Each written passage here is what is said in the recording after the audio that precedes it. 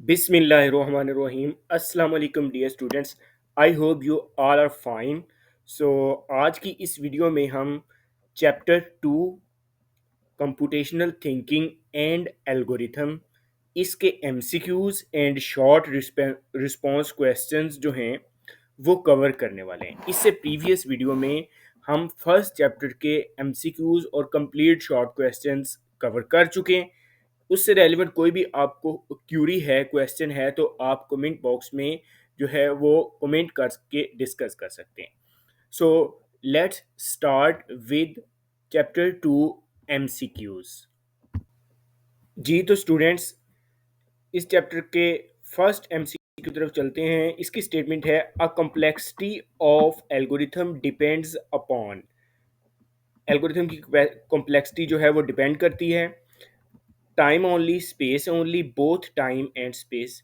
सो इसका C option जो है बोथ टाइम एंड स्पेस, इसके ऊपर जो है वो कॉम्प्लेक्सिटी डिपेंड करती है। एमसीक्यूज नंबर टू जो है an algorithm can be represented through. Algorithm को रिप्रेजेंट किया जा सकता है फ्लो चार्ट से भी रिप्रेजेंट किया जा सकता है, सूडो कोड से भी रिप्रेजेंट किया जा सकता है, instructions in common language and all of the above. So इसका आंसर जो है वो D option is the right, all of the above mentioned.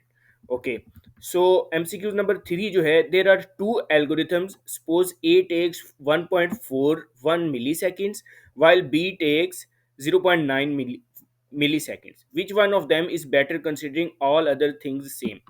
सो अगर हम बाकी तमाम चीज़ें सेम कंसिडर कर लेते हैं तो इसमें टाइम के लिहाज से जो है वो हमें ऑप्शन को देखना होगा। जैसे कि बी जो है, बी को कम टाइम लगता है जो कि 0.9 मिली सेकेंड्स है, और एक जो है वो 1.541 मिली सेकेंड्स है। तो जो बी ऑप्शन होगा, B is better than A recording time, क्योंकि बी को टाइम कम लग रहा है। So B is the right option.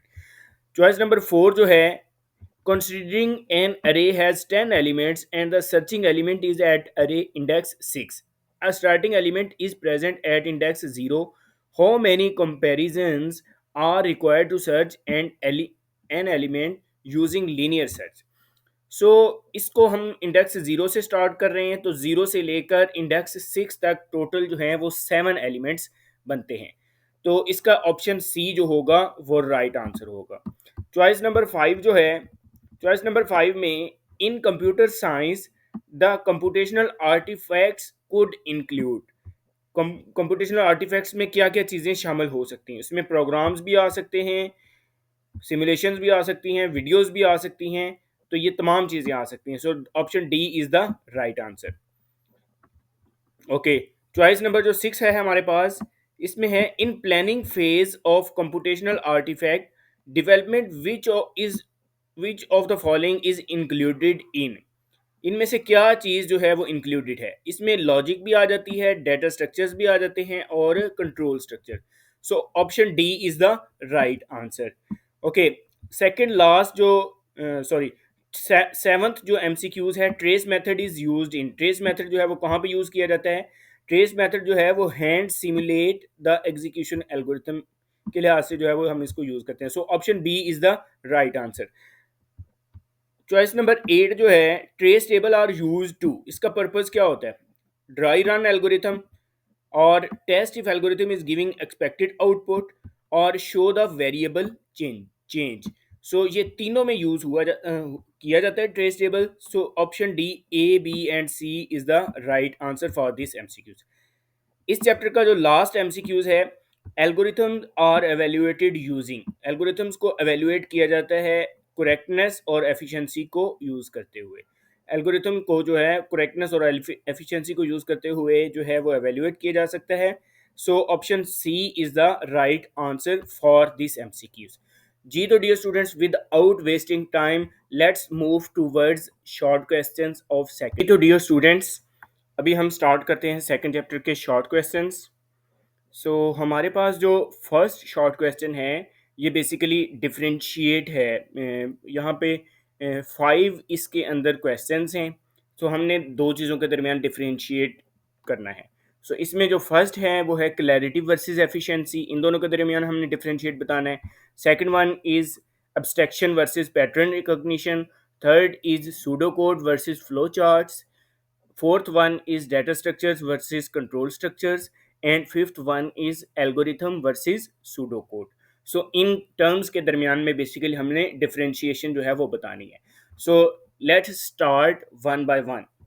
Okay, जो इसमें हमारे पास क्लैरिटी और एफिशिएंसी जो है वो एल्गोरिथम के अंदर वो क्या चीज़ होती है. क्लैरिटी बेसिकली डिफाइन करती है कि हम एल्गोरिथम को लॉजिक्स और स्टेप्स की बेस पे कैसे जो है वो समझ सकते हैं. बेसिकली जो ह्यूमंस हैं वो एल्गोरिथम को लॉजिक और स्टेप्स की बेस पे कैसे इजीली अंडरस्टैंड कर सकते हैं.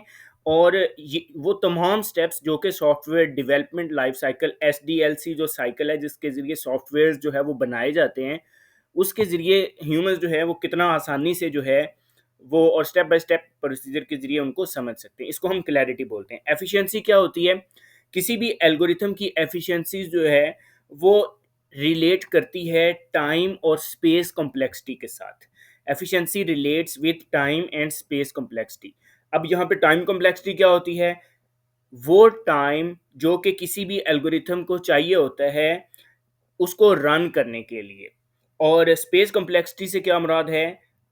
Amount of memory required to run that algorithms. Time time complexity से मुराद उसको एल्गोरिथम को रन करने के लिए जितना टाइम लगता है, और स्पेस कॉम्प्लेक्सिटी से मुराद उस एल्गोरिथम को रन करने के लिए कितनी मेमोरी रिक्वायर्ड है. तो ये एफिशिएंसी को रिप्रेजेंट करता है. अब यहाँ पे कुछ मैंने AI बेस्ड जो इमेजेस हैं वो लिए हैं इन डेफिनेशंस को कवर करने के लिए. ये जस्ट अंडरस्टैंडिंग के पर्पसेस के लिए हैं. These are not the parts of short questions. Okay, अब यहाँ पे ये जो इमेज है ये basically this is an AI based image, and this image depicts the difference between clarity versus efficiency. Means कि कैसे क्लैरिटी और एफिशिएंसी जो है वो डिफर करती हैं. एफिशिएंसी जो है वो टाइम कम्प्लेक्सिटी और मेमोरी स्पेस कम्प्लेक्सिटी के हिसाब से होती है, और क्लैरिटी जो है वो एल्गोरिथम के अंदर ह्यूमंस की अंडरस्टैंडेबिलिटी से डील करती है. जी, तो इससे नेक्स्ट जो क्वेश्चन हमारे पास है वो है abstraction versus pattern recognition. Abstraction क्या चीज़ है? अब्स्ट्रैक्शन ये है कि हमने किसी भी प्रॉब्लम को या किसी भी सिस्टम को जब सिंप्लीफाई करना होता है तो उसमें हमने मोस्ट रेलिवेंट एस्पेक्ट्स जो हैं, जो ज़्यादा इम्पोर्टेंट एस्पेक्ट्स हैं जिनके साथ हमने आगे जाके कंट्रीब्यूट करना होता है, उनको हमने फोकस करना होता है, वाइल इग्नोरिंग अननेसेसरी डिटेल्स. जो अननेसेसरी डिटेल्स होते हैं उनको हम इग्नोर करते हैं, और जो मोस्ट रेलिवेंट एस्पेक्ट्स होते हैं उनको हम कंसीडर करते हैं. It is about looking at the bigger picture. ये बड़ी पिक्चर इसके अंदर हम फोकस करते हैं without getting lost in tiny details. जी, तो पैटर्न रिकॉग्निशन क्या है? इसमें हमने पैटर्न्स को या ट्रेंड्स को आइडेंटिफाई करना होता है जो कि हमारे डाटा के अंदर, प्रॉब्लम्स के अंदर या सॉल्यूशंस के अंदर मौजूद होते हैं. पैटर्न रिकॉग्निशन का जो पर्पस होता है, इसने ट्रेंड्स को भी आइडेंटिफाई करना होता है. Which page users visit the most, यानी कि यूज़र जो है वो किस पेज को सबसे ज़्यादा विजिट कर रहा है, या कौन कौन से पाथ्स जो हैं वो यूज़र अडॉप्ट करते हैं. ओके, और इसकी मदद से क्या होता है कि ये इम्प्रूवमेंट करने में हमारे लिए आसानी होती है. जो भी पैटर्न जिनको हम ऑब्जर्व करते हैं उनकी बेस पे हमारे लिए इम्प्रूवमेंट्स में आसानी हो जाती है. जी, तो इससे रेलिवेंट जो इमेज है वो नेक्स्ट स्लाइड के अंदर है. इसमें आप देख सकते हैं first image is relevant to abstraction. इसमें आप देख सकते हैं कि जो बिगर पार्ट है उसी को हमने कंसिडर करना है, और जो इससे रेलिवेंट पार्ट है वो हम उसको, ये जितने भी पार्ट्स होंगे ये इनको हम ये टीनी डिटेल्स हैं इनको हम एक्सक्लूड करते हैं. जो बिगर पिक्चर है उसी के ऊपर हम फोकस करते हैं. और पैटर्न रिकॉग्निशन, किसी भी स्पेसिफिक पैटर्न को जो है वो हमने देखना होता है, उस पैटर्न की बेस पे जो है वो हमने आगे चलना होता है प्रोग्राम के अंदर. जी, तो dear students, short question number 3 जो है pseudo code versus flow charts. अब सूडो कोड क्या होते हैं? ये इंटरमीडिएट स्टेप्स होते हैं एल्गोरिथम के दरमियान और एक्चुअल प्रोग्रामिंग कोड के दरमियान. जी, तो ये इंटरमीडिएट स्टेप्स हैं. फर्स्ट टर्म जो आ जाती है वो एल्गोरिथम आ जाते हैं, और सेकंड जो है वो एक्चुअल प्रोग्रामिंग कोड है. इन दोनों के दरमियान में ये यूज़ हो जाते हैं. अब एल्गोरिथम की डेफिनेशन डेफिनेटली वो इससे जो फिफ्थ क्वेश्चन है उसके अंदर भी हम डिटेल से देख लेंगे. अब ये ज़्यादा स्ट्रक्चर्ड है और सेमी फॉर्मल वे है किसी भी एल्गोरिथम को रिप्रेजेंट करने का, और इसमें हम क्या-क्या चीज़ें यूज़ करते हैं, इसमें हम नेचुरल लैंग्वेज को और सिम्प्लिफाइड कंस्ट्रक्ट्स को जो है वो यूज़ करते हैं। जी, तो नेक्स्ट क्वेश्चन जो है वो डेफिनेशन जो है वो फ्लो चार्ट्स है। फ्लो चार्ट जो है वो डायग्रामेटिकल रिप्रेजेंटेशन है किसी भी एल्गोरिथम का। इसमें हम डायग्राम्स को, सिंबल्स को, डिफरेंट सिंबल्स को यूज़ करते हैं किसी भी एल्गोरिथम किसी भी पर्टिकुलर इंस्टेंस को समझने के लिए। जैसा कि हमारे पास रेक्टेंगल है, पैरेललोग्राम है, डायमंड है, एरो सिंबल्स इसके अंदर आ जाते हैं। तो ये तमाम सिंबल्स जो हैं वो फ्लो चार्ट्स के अंदर यूज़ होते हैं। अब हम इसकी ज़रा डेफिनेशन को भी देख लेते हैं। Flow chart is another tool used in the process of algorithm. This provides a visual representation of flow and logic using defined symbols. इसमें सिंबल्स यूज होते हैं। Flow charts are mostly helpful in explaining complex loops and decision making processes. इससे relevant जो symbols है वो यहाँ पे हमारे पास शो हो रही है। इसकी लेफ्ट साइड पे जो आपको इमेज नज़र आ रही है, ये कुछ सूडो कोड्स हैं। बेसिकली ये कोड्स होते हैं जो कि एल्गोरिथम और प्रोग्रामिंग कोड्स के दरमियान इंटरमीडिएट स्टेप के तौर पे रिप्रेजेंट हो रहे हैं। और जो फ्लो चार्ट की रिप्रेजेंटेशन है इसके अंदर, जैसे कि इसमें तमाम डायग्रामेटिकल रिप्रेजेंटेशन आ जाती हैं, सिंबल्स आ जाते हैं। तो ये कुछ सिंबल्स जो हैं रेक्टेंगल्स हैं, एरोज़ हैं, और जो है ये डिफरेंट सिंबल जो हैं, मीनवाइल ये फ्लो चार्ट की ही रिप्रेजेंटेशन है। जी, तो इससे नेक्स्ट जो क्वेश्चन है वो है, डिफरेंस है बेसिकली डाटा स्ट्रक्चर और कंट्रोल स्ट्रक्चर्स के दरमियान।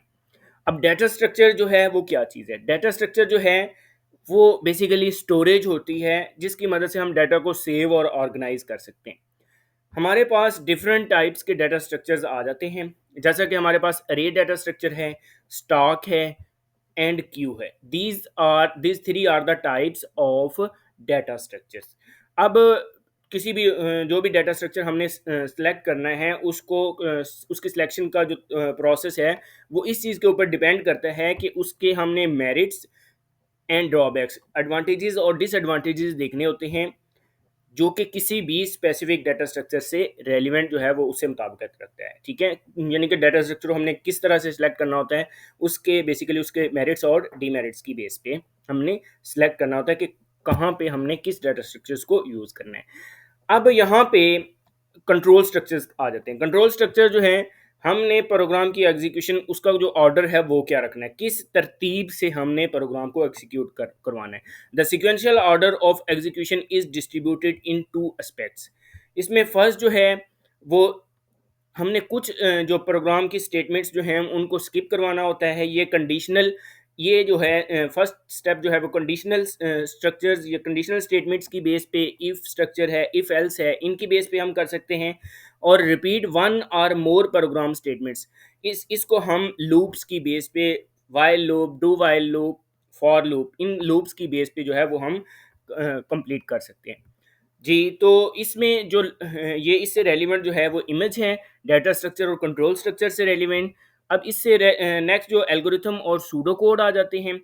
एल्गोरिथम जो है वो स्टेप बाय स्टेप प्रोसीजर है इंस्ट्रक्शंस का कि हम किसी भी प्रॉब्लम को कैसे सॉल्व कर सकते हैं।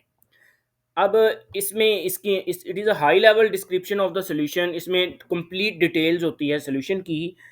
और इसमें हमें ये भी कंसर्न नहीं होता, ये हमें इस चीज़ से वरी करने की ज़रूरत नहीं होती कि इसको इम्प्लीमेंटेशन हमने कैसे करना है, जैसा कि कुछ स्पेसिफिक प्रोग्रामिंग लैंग्वेज के अंदर वो ऐसा होता है। जी, तो सूडो कोड जो है वो इसकी डेफिनेशन हम ऑलरेडी कवर कर चुके हैं।